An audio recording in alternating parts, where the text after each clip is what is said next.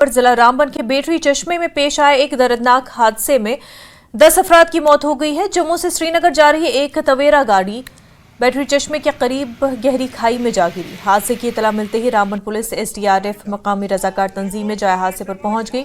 ताहम रात के अंधेरे में रेस्क्यू ऑपरेशन शुरू न हो सका और उसके बाद सुबह ही पहली रोशनी के साथ ही civil QRT Ramban, Himalayan QRT Ramsu और बानिहाल के वॉलंटियर्स की टीमें पुलिस और दीगर सिक्योरिटी फोर्सेज के हमरा जाए हादसे पर पहुंच गई और लाशों को निकालने का काम शुरू किया। जिला तरक्याती कमिश्नर रामबन बसीरुल हक चौधरी, एसएसपी रामबन अनुज कुमार भी पहुंचे और रेस्क्यू ऑपरेशन का जायजा लिया।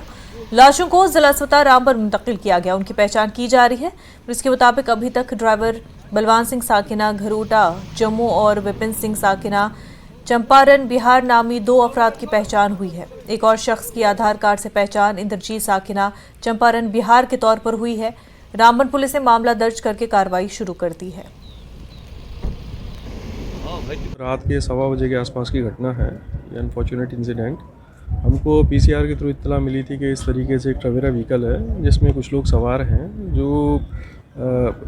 जो नंबर ऑफ पैसेंजर्स हैं वो शायद 7 से 8 के नंबर में होंगे, क्योंकि उनको लगा था कि पीछे भी लोग बैठे हुए हैं। तो उसके बाद त्वरित कार्रवाई करते हुए हमारी टीम जो हमारे सब डिवीज़न से बाकी जो थाने हैं उन सब से भी हमने क्यूआरटी मंगाई।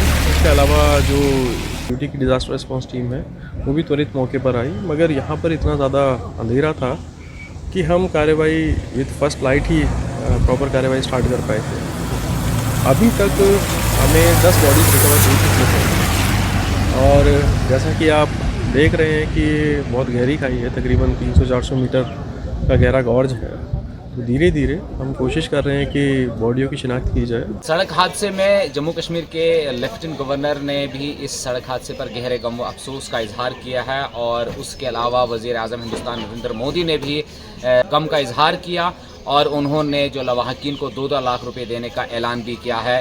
ताहम लाशों की पहचान का सिलसिला भी जारी है। पुलिस भी इस मसले में तफ्तीश कर रही है और ये जानने का मसला है कि किस तरह से एक तवेरा गाड़ी में 10 अफराद शख्स जो है जम्मू से श्रीनगर का सफ़र कर रहे थे और बैटरी चश्मा के मकाम पर सड़क हादसे का शिकार होने के बाद ही ये खबर मंजर आम पर आई। और आने वाले दिनों में भी ट्रैफिक पुलिस की जो एडवाइजरी होती है कि रात के वक्त सफ़र ना करे और उसके अलावा ओवरलोड ना करे ताकि इस तरह के सड़क हादसा से बचा जा सके। न्यूज़ 18 जम्मू कश्मीर लद्दाख हिमाचल के लिए रामबन से। जिला रामबन में पेश आए दिल-दो सड़क हादसे पर मुख्तलिफ सियासी लीडरान और दीगर शख्सियात ने गहरे दुख का इजहार किया है और लवाहिकीन के साथ ताज़ियत का इजहार किया। वज़ीर आज़म नरेंद्र मोदी ने रामबन में होने वाले हादसे पर अफसोस का इजहार किया है। वज़ीर आज़म ने सोगवार खानदानों से ताज़ियत का इजहार किया और जख्मियों की जल्द सेहतयाबी की दुआ की। उन्होंने पीएमएनआरएफ में महलूकीन के करीबी रिश्तेदारों को 2-2 लाख रुपए का एक्सक्रेशिया देने का ऐलान किया। जख्मियों के लिए 50-50 हज़ार रुपए की इमदाद का ऐलान किया गया है। लेफ्टिनेंट गवर्नर मनोज सिन्हा, मरकजी वजीर जितेंद्र सिंह, एनसी सदर डॉक्टर फारूक अब्दुल्ला, पीडीपी सदर महबूबा मुफ्ती, डीवीएपी सरबराह गुलाम नबी आज़ाद, वज़ीर दाखिला अमित शाह और दीगर शख्सियात ने भी इस हादसे पर दुख का इजहार किया।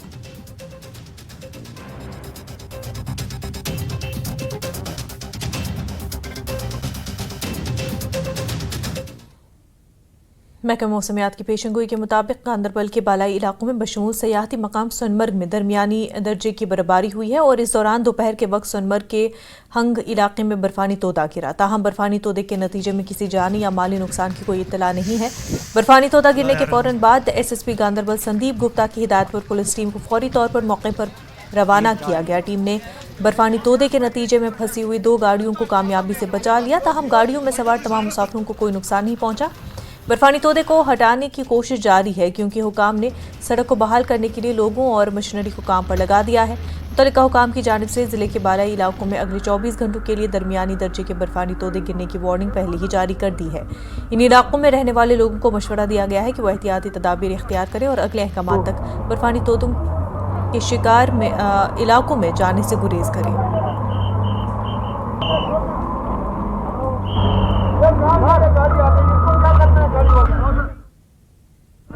श्रीनगर पे खचान योर सोनमर्ग 2 गाड़ियों ग्रुप तो पकान यह ब्रूठिम गाड़ी फुल शीनस तल वनकस तो पतिम गाड़ी मे पन तो गई बूज जन आवाज हिश तो हेर कुन नजर ती गई हो गाड़ी बुथिम गाड़ी फुल शीनस तल तो पत कन फसे मेन गाड़ी कि साइडस लगित अथ मज तो हुथ मज 4 तो मेनिस मज 4 मे वोल पन्ने गाड़ी 4 बाइक दस्ती दस्ती तो हु ड्राइवर तो अथ मज फसित पे फुटरो मे हुथ बुथ मे गाड़ी पतिम शीशे पे डिक्की शीशे अथ सह फुटरो मे क्या मे कर तम चोनवे पे रेस्क्यू चोनवे टूरिस्ट कड़ मे तम मज ये मे लोग पे अथस त सारी सेफ अस थ तम पे गगनगिर होटलस मज लगेज वगेज सोरे कोड अस कड़ तम पे कड़ मे सह ड्राइवर तम लोग बिचारस कलस तो पे कड़ मे डिक्की किन अत बे कहन अत बुई योत मे कड़ पे करना कुपवारा शाहराह पर पसियां गिराने की वजह से शाहराह आमदोरफ्त के लिए बंद है।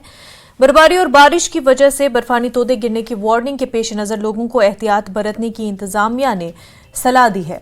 कुपवारा के सरहदी इलाकों में हल्की बर्फबारी और मैदानी इलाकों में बारिश का सिलसिला जारी है। इंतजामिया ने बर्फानी तोदे गिरने की वार्निंग जारी की है। करनसा कुपवारा शाहराह पर पसियां गिरने के वाकयात रूनुमा हुए। सरहदी इलाकों के लोगों को नकलो हरकत में एहतियात बरतने की सलाह दी गई। सड़क राब्ता बंद होने की वजह से करना की एक 16 साल बच्चे की लाश भी दरमांदा पड़ी हुई है। So far as Keran and Machil is concern अभी तक तो रोड थ्रू था, लेकिन सुबह से आप देख रहे हैं कि there is continuous heavy snowfall, there is no let off for this, तो we will prevent people from venturing to those sites.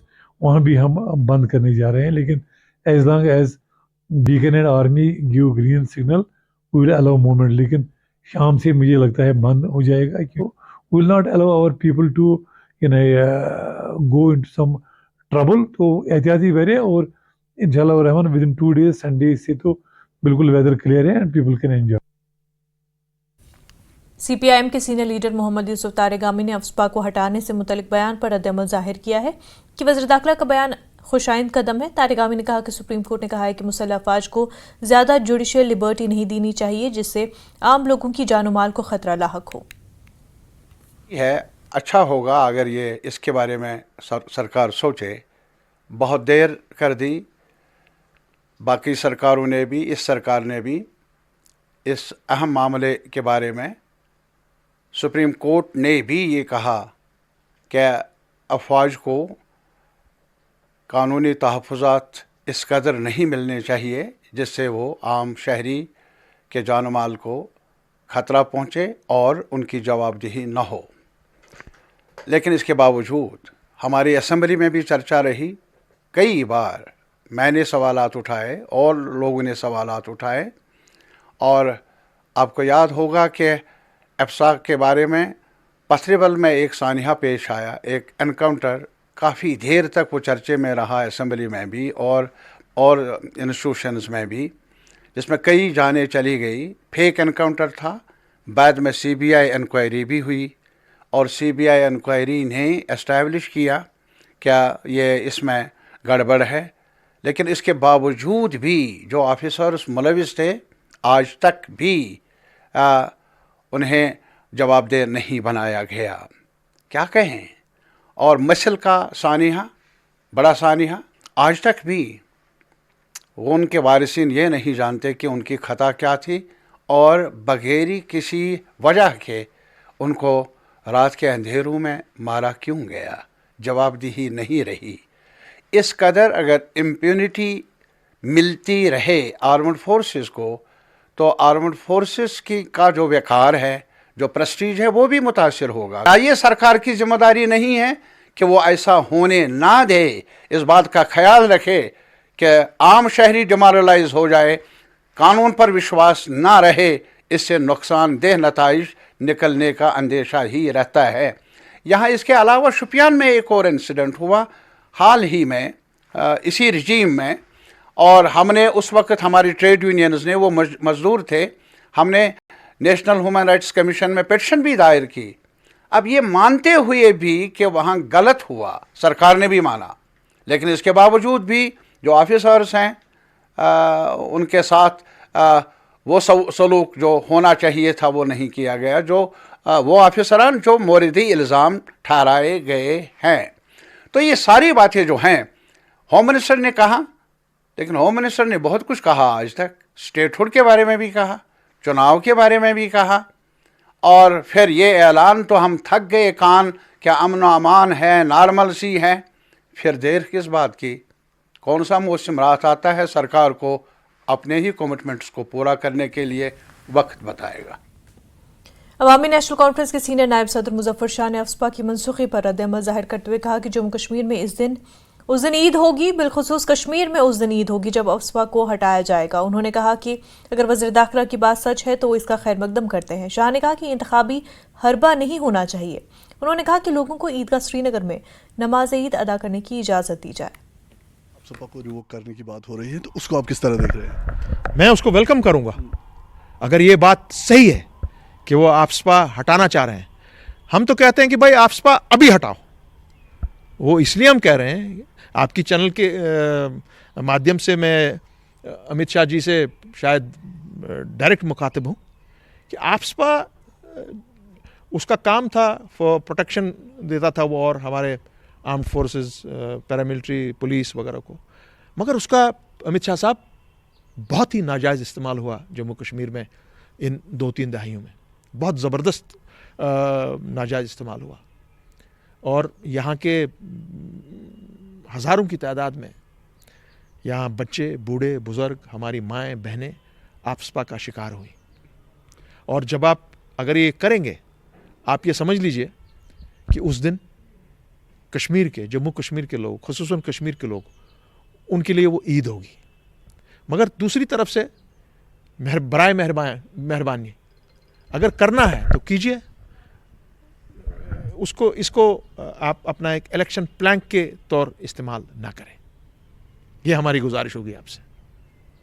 दूसरी, मैं इसी में आपसे एक और गुजारिश करना चाहता हूँ। अमित शाह साहब, कल यहाँ पे आप लोगों की तरफ से, क्योंकि जम्मू कश्मीर का जो निज़ाम है, जो शासन है, वो डायरेक्ट आपके कंट्रोल में है। यहाँ पे आपने कल ऐलान करवाया कि हम यहाँ पे ईद की नमाज नहीं पढ़ेंगे, ईदगाह में ईद की नमाज नहीं होगी।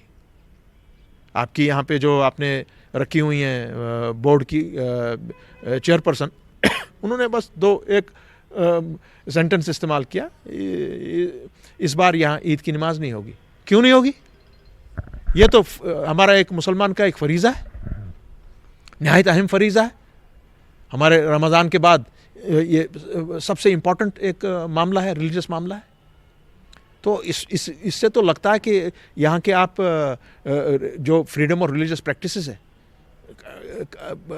हमारे कॉन्स्टिट्यूशन के तहत 25, 26, 27,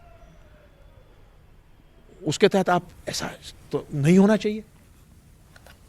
जम्मू लोकसभा हलके से कांग्रेस के उम्मीदवार रमन भल्ला ने कहा कि बीजेपी जम्मू कश्मीर में तमाम लोकसभा सीटों से महरूम हो जाएगी और कांग्रेस और उसके इत्तेहादी मजमूई तौर पर मरकजी सतह पर अगली हुकूमत बनाएंगे।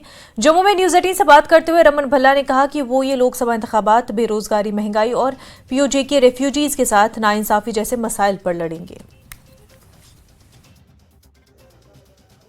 सीट से कांग्रेस के प्रत्याशी रमन भल्ला हमारे साथ मौजूद हैं। रमन जी, जिस तरह से अब बीजेपी ये दावे कर रही है कि हमारी जो जीत है वो निश्चित है, हालांकि जो सपोर्टर्स हैं वो कांग्रेस के नेताओं के साथ भी जो लोग हैं वो अच्छे दिख रहे हैं, आप कैसे देखते हैं उनके दावों को? भाजपा के दामों की हमें कोई परवाह नहीं, वो अपनी पीठ खुद अब तो बताते रहेंगे, लेकिन लोग जनता मन बना चुकी है कि भाजपा ने जम्मू को खून के आंसू पिलाए, उनकी रियासत में आइडेंटिटी ख़त्म कर दी और गवर्नर की जगह एलजी बिठा दिया, रोज़गार कहीं दिया नहीं, हमारा स्टेट बजट छीन दिया, राशन डिपो में राशन नहीं दिया और शराब और नशे में वो सारी संपत्ति यहाँ पे हो गई। तो लोग चाहते हैं कि इनका बदलाव करना, क्योंकि ये गवर्नेंस इनके नहीं काम, बस की काम नहीं। ये 6 साल पूरे नहीं कर सके, 3 साल में हुकूमत चलेगी और आज तक हम उसका भुगतान करें, 9 साल हो गए, चुनाव क्यों नहीं हो रहे? करगिल ने जो जवाब दिया, अब जम्मू कश्मीर के अवाम भी पार्लियामेंट में जवाब देने जा रही है, मन बना लिया। भाजपा जितना मर्जी 100 से ज़्यादा कैबिनेट मिनिस्टर पहले भी लगा लिए इन्होंने, तो क्या बीडीसी में लिया इनको? बीडीसी में कितना दूर पीछे रहे। तो आज हमें लगता है जब चुनाव की घोषणा यहाँ पे आ गई और लोग अपना फैसला सुनाएंगे। तो यहाँ पे आपने कई इश्यूज जो आपने गिनवाए हैं, अनएम्प्लॉयमेंट है, विकास की बात है, और जम्मू जो लोकसभा कॉन्स्टिट्यूंसी है उसमें क्या क्या ऐसे इश्यूज हैं नेशनल लेवल पे आपको लगता है कि वो वहाँ पे भी लेवल के इश्यूज तो हैं, हम उसके साथ खड़े हैं कि पाकिस्तान ऑक्युपाइड कश्मीर की बातें जो ललकार अली करते थे, कहाँ पे है वो आज? चाइना की लेह में कहाँ पे है आज? चाइना 6 शेड्यूल में पूरा लद्दाख में पूरा स्तर चल रहा है, कहाँ पे लोग खुश हैं? हमें तो नेशनल इशू के साथ साथ जिस ढंग के भारत जोड़ो न्याय यात्रा राहुल गांधी जी ने किया है कि किसान भी परेशान है, जवान अग्निवीर की स्कीम को लेकर परेशान है। आज राजनाथ सिंह जी का बयान आता है हम अग्निवीर की स्कीम को दोबारा सोचेंगे। तो पहले क्या था, आपने जनता को, क्योंकि जब जनता मन बना चुकी है कि 4 साल में आप रिटायर करते हो, देश के सुरक्षा के साथ खिलवाड़ करते हो, तो कहाँ पे जाओगे आप लोग। इसलिए भाजपा जितना मर्जी कर ले, हम इनको दौड़ाएंगे। यहाँ पे आप देख लें। खबरों का सिलसिला आगे भी जारी रहेगा, लेकिन उससे पहले एक छोटा सा ब्रेक।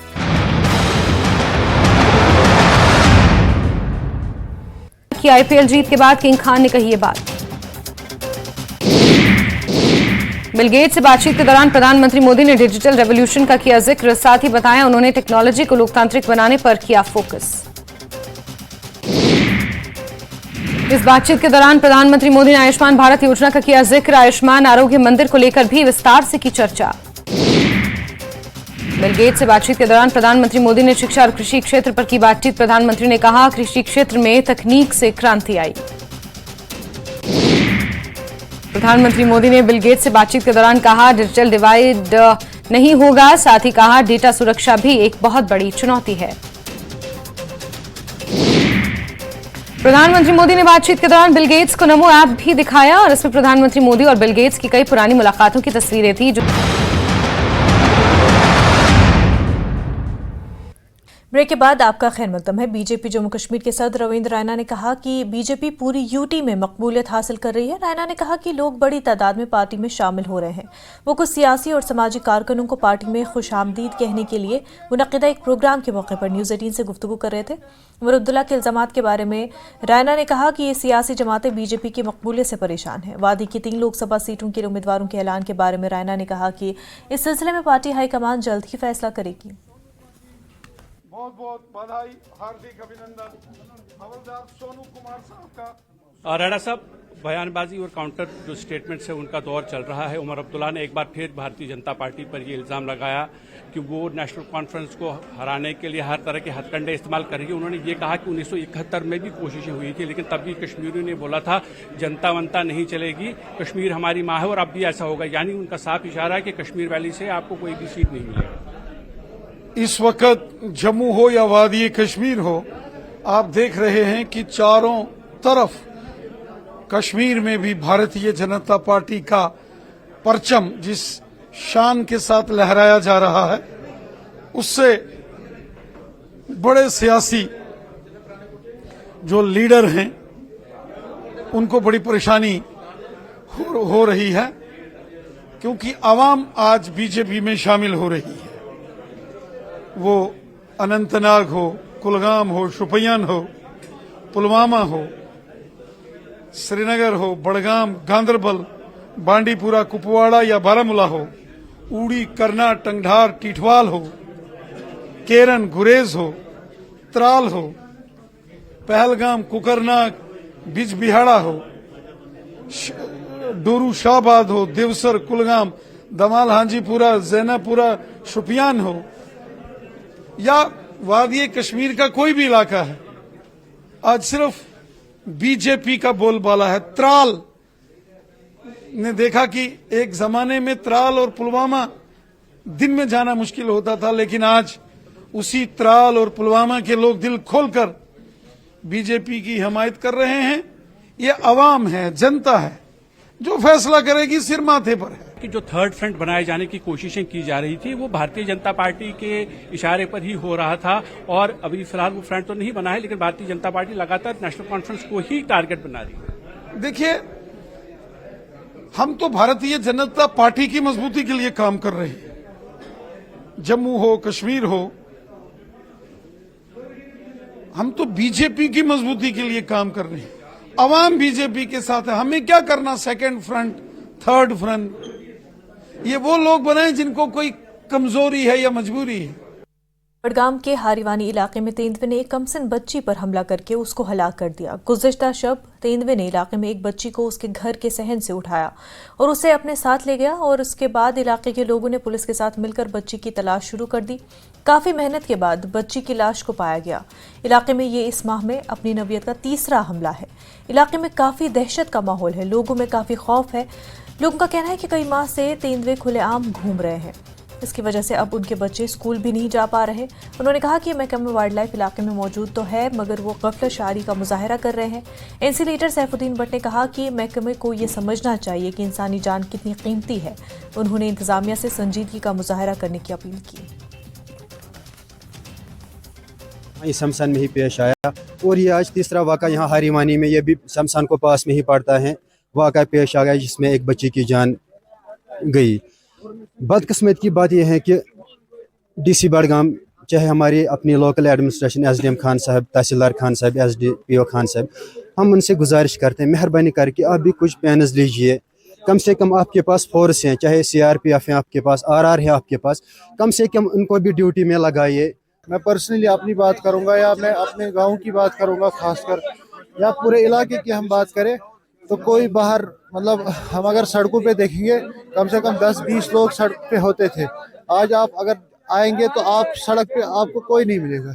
उसका रीज़न यही है कि दहशत फैला हुआ है, डर की वजह से कोई बाहर आ ही नहीं सकता। शमशान के बाद हारीवानी में तेंदुए ने कहर मचाया है। यहाँ पर कल एक 7 साल बच्ची को तेंदुए ने अपना शिकार बनाया है। पूरा इलाका दहशत में है, पूरा इलाका खौफ में है। हर किसी का यही मुतालबा है इंतजामिया से इनकी तरफ तवज्जो दी जाए ताकि इनकी जिंदगियों का तहफ़्फ़ुज़ हो सके, क्योंकि काफी वक्त से इस इलाके में तेंदुए खुलेआम घूम रहे थे और लगातार ये लोग मुतालबा कर रहे थे, ये लोग खदशा जाहिर कर रहे थे कि इंसानों को खतरा है। अब ये देखने वाली बात होगी इंतजामिया किस तरह इनके साथ इंसाफ करेगी, किस तरह से इनकी तरफ तवज्जो देगी और क्या कुछ इकदाम किए जाएंगे जिससे इनकी जो जिंदगियां है उनका तहफ़्फ़ुज़ हो सके। न्यूज़ 18 के लिए हारीवानी खानसाई बडगाम से मैं आबिद हुसैन। मारूफ माहिर माहौलियात सोनम वांगचुक की 21 रोज़ा भूख हड़ताल के ख़त्म के बाद अब लेह में ख़वातीन के एक ग्रुप ने सोनम वांगचुक की क्लाइमेट फास्टिंग मुहिम जारी रखी है। 100 से ज़ायद ख़वातीन रज़ाकाराना तौर पर भूख हड़ताल पर बैठी है। दिन के वक्त मुजाहिरीन की तादाद में इजाफा होता है, जबकि भूख हड़ताल में मजीद रज़ाकार शामिल होते हैं। सोनम वांगचुक और एपेक्स बॉडी के वाइस चेयरमैन सिंह दोरजे भी भूख हड़ताल पर दिन के वक्त ख़वातीन के साथ शामिल होते हैं। न्यूज़ 18 की व्यूअर को जुले और नमस्कार। तो अभी जो सोनम वांगचुक का अनशन खत्म हो गया 21 दिन के बाद, जिस तरह से उन्होंने बताया कि उसके बाद वुमेन ग्रुप बैठेंगे, तो अभी देख पा रहा होगा पीछे कि कितने वुमेन्स यहाँ पर बैठे हैं अनशन पे। तो हमारे साथ एपेक्स के vice chairman Singh Dorje sir, जो सोनम वांगचुक के अनशन के बाद अभी वुमेन ग्रुप का भी काफ़ी अच्छा रिस्पॉन्स है। जी हाँ, ये वुमेन ग्रुप जो है वो 10 दिन के अनशन पर बैठेंगे और इसमें आप देख रहे हैं कि काफ़ी बहुत अच्छा पार्टिसिपेशन बहुत अच्छा है वुमेन का। और इसमें खाली जवान नहीं है, इसमें एज वुमेन भी है, तो रिस्पांस बहुत अच्छा मिल रहा है हमें। और इसके बाद फिर 10 दिन के बाद यूथ का होगा 10 दिन का, और यूथ के 10 दिन के बाद फिर मॉन्क्स का होगा। मैं देख पा रहा हूँ कि आप काफ़ी दिनों से यहाँ पर अनशन पे बैठे हैं। जब सोनम वांगचुक सर थे तो कल भी आपने यहाँ बिताया, बताएंगे क्या? ये सोच के मैं अनशन के लिए मैं बैठा है। मैं जितना मैं बैठ सकता तो उतना मैं बैठेगा सोच के मैं बैठा है। मैं ये सोच के बैठा है। हाँ, 6 शेड्यूल क्या है? 6 शेड्यूल हमारा ग्लेशियर के बारे में। हाँ, कांगरी, लद्दाख की कांगरी बोलता है, उस पाने ने तो हम लोग कैसे बैठेगा? हाँ, हम लोग कैसे बैठेगा? एनिमल्स है, कैसे बैठेगा? वो सारे लोग ये बोल रहा है, बच्चों के लिए बोल रहा है, हाँ छाव छामो के लिए बोल रहा है, हाँ छाव छामो सब के लिए, बच्चों सब के लिए है। हाँ, मैं ये सोच के बैठा है, जब तक हमारे पास ग्लेशियर है तो सब कुछ हो सकता है। और मुझे बहुत अच्छा लगा कि बहुत से महिलाएं आई हैं। हालांकि ये थोड़ा अपरजट जल्दी में हुआ था, मगर बहुत महिलाओं का सहभागिता है। और अगला फिर युवा यहाँ आएंगे, फिर भिक्षुगण, फिर बड़े बूढ़े, फिर उम्मीद है ज़रूरत पड़े तो मैं दोबारा यहाँ बैठूंगा। मैं इस तरह से देखता हूँ कि वैसे तो मैं 21 दिन से आगे बढ़ाना चाहता था, क्योंकि दबाव सरकार पर बने और वो हमारे वचनों को याद करें। मगर फिर जो ये हम पश्मीना मार्च या सीमा का मार्च कर रहे हैं, उसके लिए मुझे थोड़ा तैयार होना था, इसलिए मैं बाहर आया हूं और उसके बाद ज़रूरत पड़े तो मैं फिर अनशन पे जाऊंगा।